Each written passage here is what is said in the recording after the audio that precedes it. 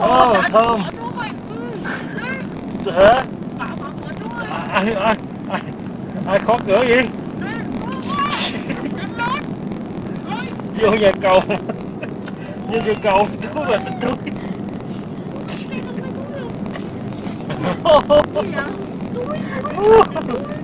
Thêm được cái áo bên thơm. Dạ, chết rồi. Ok. Mình chết nó thiệt hơn.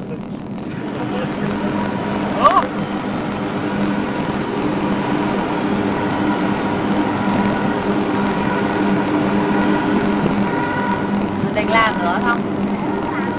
Hả? Ông ngồi đi lại. Ông ngồi đi lại. Đi lại.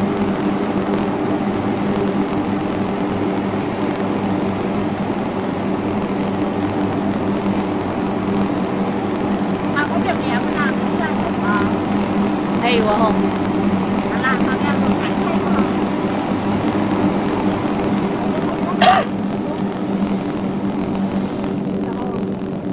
Không bị dầu á. Có bao giờ thấy là nó làm cái đường hầm ở trên là nước, ở dưới là cái đường hầm qua chưa? Bây giờ nó nứt lên đây.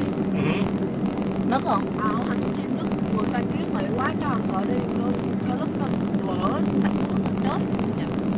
Cái hầm từ nước Mỹ qua Canada á, nó có cái hầm như vậy nè, mà chạy dưới nước, ở trên là nước. Ở hầm đã ra thấy nước